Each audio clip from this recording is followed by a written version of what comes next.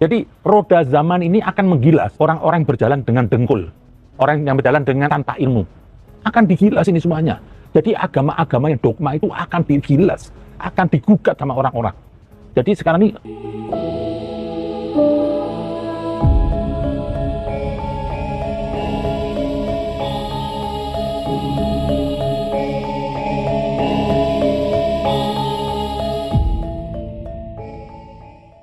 ini perdebatan tentang nasab Habib.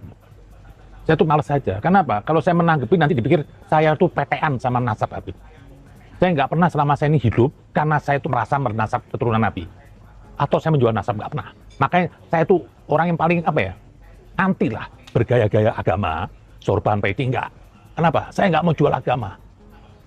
Bagi saya tuh lebih bagus orang tuh berhias supaya dilihat lawan jenisnya. Daripada berhias supaya terkesan anak soleh. Itu munafik. Nggak perlu. Lah, di sini tentang konsep kehabiban ini, yang kenapa saya mau tanggepin, yang sebenarnya saya malas menanggepin itu, banyak datang pertanyaan kepada saya. Ada satu konten itu nggak tahu berita dari mana, menyimpulkan bahwasanya saya sudah tes DNA. Dan hasil dari DNA itu, saya katanya bukan keturunan Nabi. Saya nggak tahu ini berita dari mana.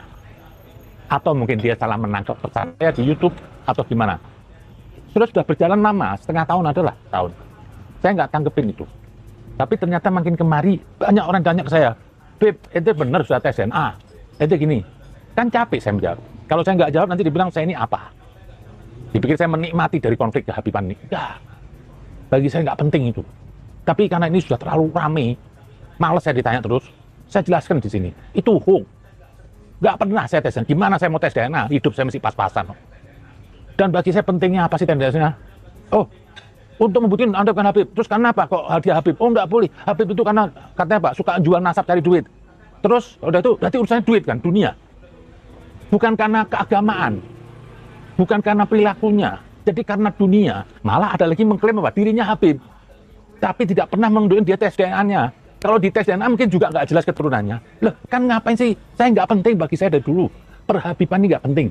Monggo dikritikin Habib-Habib yang nggak bener. Saya tuh pengkritik besar, keras ya Habib-Habib baru. Bagi saya itu orang menjadi Habib itu bukan kemuliaan, bukan suatu prestasi. Terus kalau orang jadi Habib besok sekolah juara ke-1, enggak, banyak yang goblok. Kalau orang jadi Habib besok nyari duit tinggal semuanya kaya, banyak Habib miskin, lebih banyak miskin daripada yang kaya. Jadi bukan suatu keistimewaan, sudahlah mau diributin. Ini semua kepentingan dunia aja, rebutan kue. Lah satu juga, kalau mau dilihat orang buruk tuh, nggak hanya di Habib aja, di semua suku, agama itu banyak bajingannya. Banyak orang dunguknya. Jadi nggak perlu mengklaim kalau Habib itu harus dieliminir karena ini membuat kerusakan. Semua membuat kerusakan. Habib ini banyak. Tapi di sini saya berbicara ini Saya bukan untuk membela Habib. Saya takut nanti dipahamin orang saya petean dengan Habib. Saya nggak petean dengan nasab itu. Anak saya pun juga nggak saya didik, nggak saya kenalin dia itu sebagai seorang keturunan Nabi. Nggak penting bagi saya. Karena orang dongok dikasih marwah tinggi. Akhirnya jadi brutal. Dan saya akui banyak Habib-Habib yang nggak bener ada, tapi yang baik lebih banyak. Banyak perjuangannya. Kalau nggak mungkin sudah bermusuhan dengan NU, dengan yang lainnya. Lah, saya bingung itu ada berita mengatakan saya itu bukan Habib. Saya bingung apa sih kepentingan Anda? Hanya ingin menjatuhkan Habib aja. Saya sudah malas menanggepin. Kenapa? Saya nggak mau ikut ke arus perdebatan pepesan kosong ini. Nggak membuat orang jadi cerdas. Terus kalau Anda bisa membuktikan itu bukan Habib, Anda akan jadi ulama gede? Nggak juga. Sampai kenyang kebaik aja. Biarin orang mengaku Habib, biarin. Nggak usah Anda ributin. Seperti Anda orang mengaku keturunan ini, biarin. Maaf aja kalau ada orang kritik Gura Shihab. Cuma modal duduk di karpet sama ngerokok, ilmunya juga nggak jelas. Kenapa? Orang kalau sudah benci, terus itu bodoh juga, itu hilang akal sehatnya. Akhirnya melahirkan kedengkian. Contoh, orang dengki kepada etnis Cina. Karena etnis Tionghoa itu sukses ekonominya. Ini karena dengki ekonomi aja. Padahal etnis Tionghoa juga banyak yang miskin. Dan kalau etnis Cina itu dia sukses karena dia bekerja keras. Tapi itu ada unsur. Tapi kenapa di sini tidak ada kaitan dengan agama? Padahal kalau mau dihitung-hitung kekuatan ekonomi dipegang Tionghoa, kenapa nggak ada yang berontak? Nggak boleh berontak. Etnis Tionghoa itu juga warga negara Indonesia. Sebab biar negeri ini juga maju. Terbukalah banyak pasar. Nah, begitu juga Habib. Kok sampai ada yang bilang saya itu sudah tes DNA, dari mana datangnya? Saya pikir begini loh. Nggak usah lah. Apa orang melihat saya bukan karena Habib aja? Banyak saya diterima oleh komunitas non-muslim. Yang dibilang saya toleransi, nggak ada. Orang tuh sekarang sudah cerdas. Yang dilihat tuh apa? Ilmunya. Kalau nggak ada ilmunya, mau gelar siapa nggak laku. Kalau nggak ada ilmunya, terus dongok, ya hilang ditinggal orang. Masa era sekarang masih perlu legalisasi? Akhirnya apa? Rebutan apa? Magom. Ini cuma rebutan magom hasilnya. Kalau andaikan Habib itu nggak punya magom, nggak ada yang ributin keturunan Nabi. Karena ini ada magom, dianggap ada di situ ada urusan dunia, diusik. Ini semua ribut aja. Kalau mau gitu, banyak kiai juga. Banyak orang jadi kiai pasti hidupnya makmur. Besok pakai cincin, ada murid datang ngasih cincin lagi. Kiai itu besok piara burung, besok ada yang nganterin burung bagus. Ini sudah. Jadi orang yang berbau-bau agama itu, ya seperti Habib, kayak kiai, kayak kadang-kadang ada yang memanfaatkan. Mencari, ini buat kiai, ini buat Habib dong. Masuk Habib susah. Nah, ini pemahaman yang sesat. Jadi, ada riwayat katanya seorang ulama itu tidak boleh susah hidupnya. Susah dalam arti apa? Terus diartikan apa dunianya? Oh, bagi saya ini banyak kiai-kiai atau ulama Habib, kalau rumahnya mewah istana, itu dia bukan pewaris Nabi. Titik sudah, nggak ada alasannya. Itu dia apa? Penjual agama. Masalah menjual agama nggak usah di Islam. Di Kristen Yesus pun juga mengatakan, jangan Anda menjual ayat untuk hidup. Islam pun juga begitu. Kan aneh sekarang. Katanya ulama itu pewaris Nabi. Kalau ada ulama sampai ada rumahnya 20 miliar, ada salonnya, mobilnya sampai 7, kamar mandi aja pakai AC. Ini apa? Numpuk harta karun, punya deposito banyak. Itu haram buat ulama. Kenapa? Ikutin jejak Nabi dong. Nabi itu hidupnya nggak lebih miskin dari orang di Mekah, termiskin Mekah. Hidupnya standar seorang yang miskin. Kalau Yesus dikenal apa? Perutnya nggak pernah kenyang. Atapnya rumahnya kata apa ya? Katanya Ali bin Abi Thalib, Yesus. Langit. Tidur bantalnya apa? Batu. Terbuka. Tidak pernah dia memikirkan dirinya daripada orang lain. Kalau andaikan di kampung itu ada orang kelaparan, di situ ada seorang ulama, terkutuk ulamanya. Karena ulama punya tanggung jawab besar mencari orang yang kelaparan itu. Kalau saya bukan belebel ulama, nggak ada kewajiban. Yang dianggap enteng loh. Enak aja mau jadi pewaris Nabi, mau enaknya aja terima amplop. Di saat tanggung jawab nggak mau. Lah ini semua ada nggak di Habib aja. Dan Habib segelintir aja begitu. Banyak juga kiai begitu. Jadi sudahlah. Jadi kebodohan, kedunguan ini bukan hanya di Habib. Ada di kiai, ada di semua agama. Nggak ada yang sempurna. Tapi yang itu dikatakan saya, sudah tes DNA. Saya dikontak berapa orang Habib. Bener loh, Zen. Saya bilang nggak benar. Itu hoax. Kok nggak ditanggepin? Saya ngapain nanggepin pepesan kosong? Karena perdebatan bagi saya Habib ini apa? Nggak menambah orang cerdas. Karena apa? Keluar hasad, keluar caci maki. Lihat aja orang menolak Habib, sudah muridnya serampangan sekarang caci maki. Ada agama dengan kebencian? Tidak ada. Agama itu cinta. Tidak ada agama bagi orang yang apa? Tidak punya cinta kasih.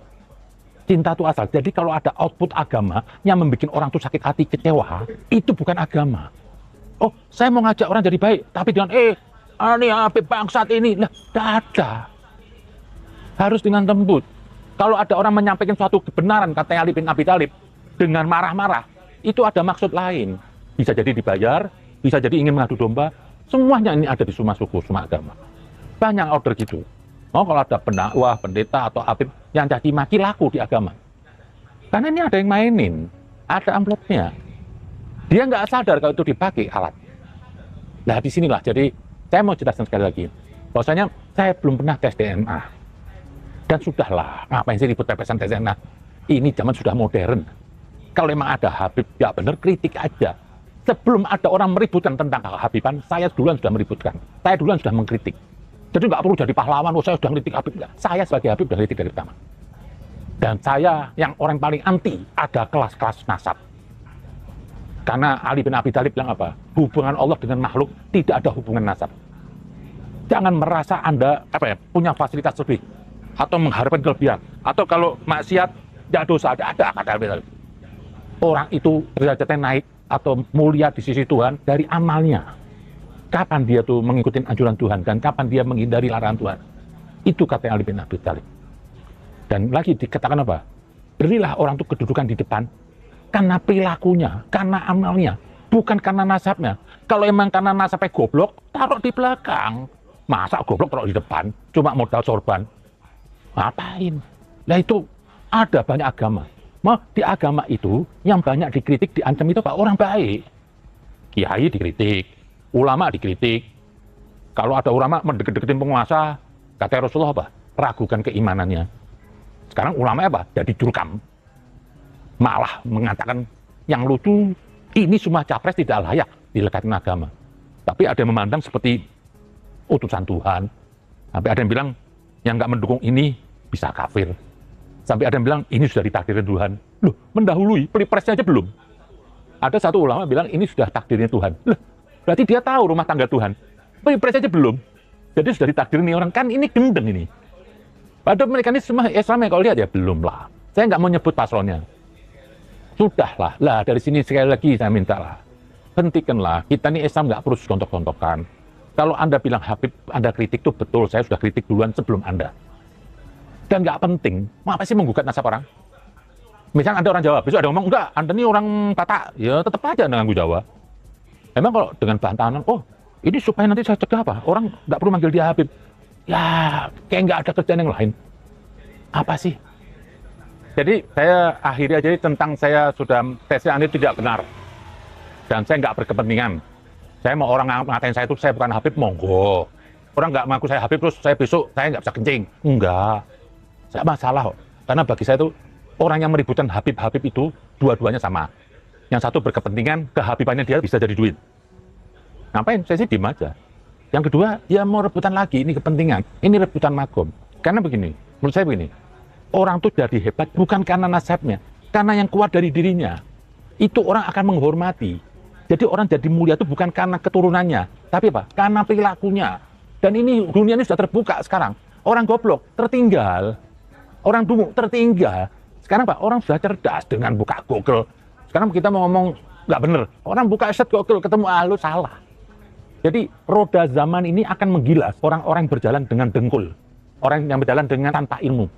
Akan digilas ini semuanya. Jadi agama-agama yang dogma itu akan digilas, akan digugat sama orang-orang. Jadi sekarang ini pinter-pinter Anda, kalau Anda berbicara nggak ada rasionalnya, Anda memaksa orang untuk meyakini tapi nggak masuk di akal, itu tahayul. Kelihatan, jadi sekarang ini nggak usah pakai nasab siapapun. Anda kalau baik, insya Allah di kandang makan Anda dihormatin. Saya juga merasakan, di saat saya menyampaikan suatu baik, kasih, di mana tempat saya dicintai. Jadi bagi saya nggak penting merek agama, apalagi merek Habib, nggak penting. Itu aja, dan saya belum pernah ada tes DNA. Jadi saya minta maaf kepada semuanya, bagi yang masih sibuk membicarakan nasab, bagi yang menolak dan yang mendukung, saya bukan karena berkebencian. Anda semua saudara saya, dan saya nggak akan menanggapi apapun, karena saya nggak mau terlibat dalam menciptakan orang tuh keributan. Apalagi ribut tuh pepesan kosong, yang membuat orang jadi hasad, jadi dengki. Karena suku itu tidak bisa dinafikan. Allah bilang dalam Al-Quran, aku ciptakan manusia bersuku-suku atau berbangsa-bangsa untuk saling mengenal, bukan saling membenci. Dan lagi, di atas nasab itu ada kemuliaan lebih mulia. Apa? Ada roh Tuhan. Dalam diri manusia itu semua ada roh Tuhan. Wa nafahtu min ruhi. Jadi nggak perlu, nggak ada lagi, di atas roh itu nggak ada lagi. Jadi nasab itu bagi saya itu jauh lah, nggak penting. Roh, lah roh itu kita jaga. Nah, di sini saya menutup. Saya ingin mengutip dari perkataan dari Pak Nelson Mandela itu. Yang saya lihat bijaksana. Dia melihat keadaan dunia ini. Dia bilang bahwa dunia kita tidak terbagi ke dalam ras, warna kulit, gender, atau agama. Tetapi terbagi ke dalam orang bijak dan orang dungu. Dan orang dungu terbagi ke dalam berbagai ras, warna kulit, gender, dan agama. Jadi di Habib itu juga ada orang dungu, non Habib ada orang dungu, di semuanya sudah agama ada orang dungu. Jadi kita jangan menjadi orang dungu, mengikuti karakter orang dungu. Cari orang-orang yang